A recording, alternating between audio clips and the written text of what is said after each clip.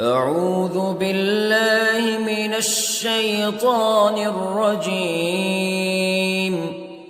بسم الله الرحمن الرحيم. الرحمن علم القرآن خلق الإنسان علمه البيان. الشمس والقمر بحسبان والنجم والشجر يسجدان والسماء رفعها ووضع الميزان ألا تطغوا في الميزان وأقيموا الوزن بالقسط ولا تخسروا الميزان. والأرض وضعها للأنام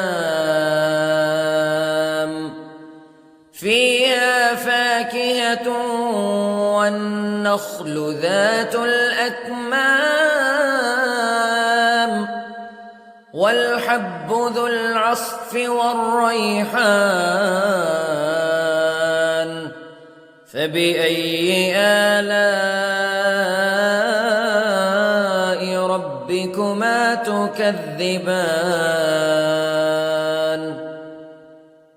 خلق الإنسان من صلصال كالفخار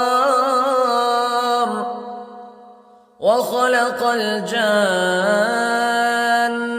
من مارج من نار فبأي آلاء ربكما تكذبان. رب المشرقين ورب المغربين فبأي آلاء ربكما تكذبان.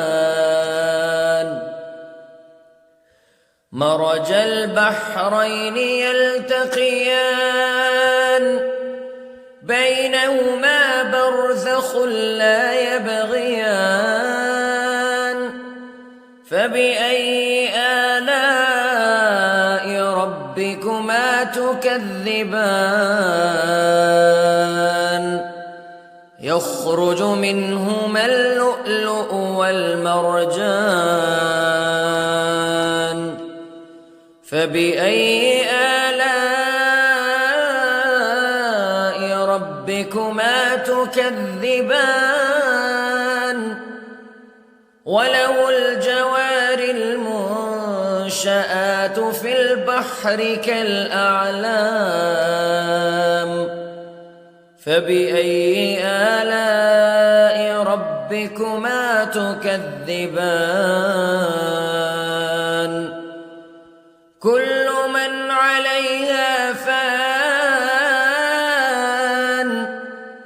ويبقى وجه ربك ذو الجلال والإكرام فبأي آلاء ربكما تكذبان. يسأله من في السماوات والأرض كل يوم هو في شأن فبأي آلاء ربكما تكذبان. سنفرغ لكم أيها الثقلان فبأي آلاء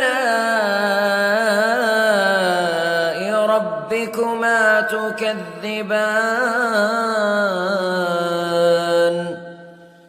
يا معشر الجن والإنس استطعتم أن تنفذوا من أقطار السماوات والأرض فانفذوا لا تنفذون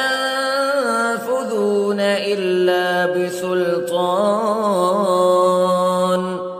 فبأي آلاء ربكما تكذبان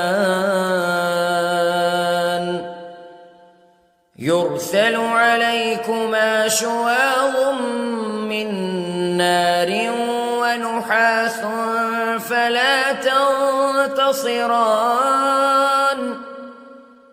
فبأي آلاء ربكما تكذبان فإذا انشقت السماء فكانت وردة كالدهان فبأي آلاء ربكما تكذبان فيومئذ لا يسأل عن ذنبه إنس ولا جان فبأي آلاء ربكما تكذبان يعرف المجرمون بسيماهم فيؤخذ بالنواصي والأقدام فبأي آلاء ربكما تكذبان هذه جهنم التي يكذب بها المجرمون يطوفون بينها وبين حميم آن فبأي آلاء ربكما تكذبان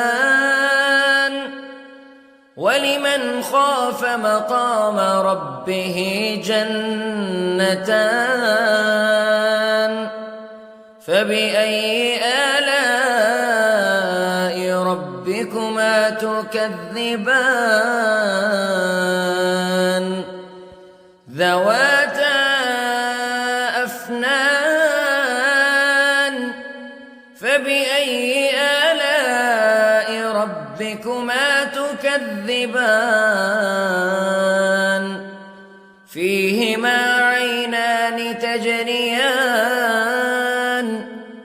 فبأي آلاء ربكما تكذبان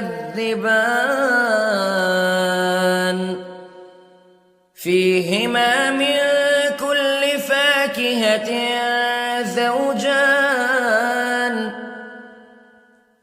فبأي آلاء ربكما تكذبان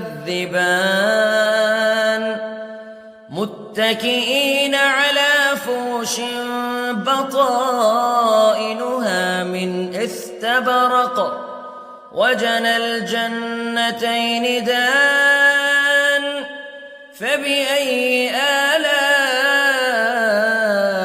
ربكما تكذبان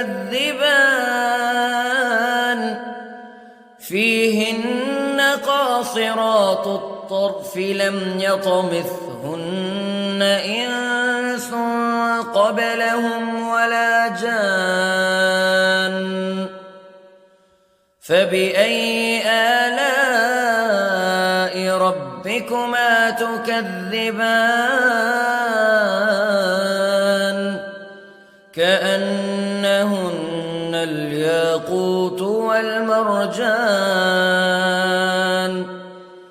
فبأي آلاء ربكما تكذبان هل جزاء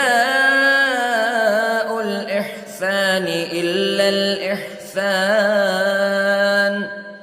فبأي آلاء ربكما تكذبان ومن دونهما جنتان فبأي آلاء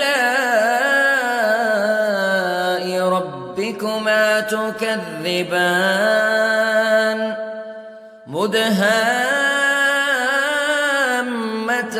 مدهامتان فبأي آلاء ربكما تكذبان فيهما عينان نضاختان فبأي آلاء ربكما تكذبان فيهما فاكهة ونخل ورمان فبأي آلاء ربكما تكذبان فيهن خيرات حسان فبأي آلاء ربكما تكذبان حور مقصورات في الخيام فبأي آلاء ربكما تكذبان لم يطمثهن إنس قبلهم ولا جان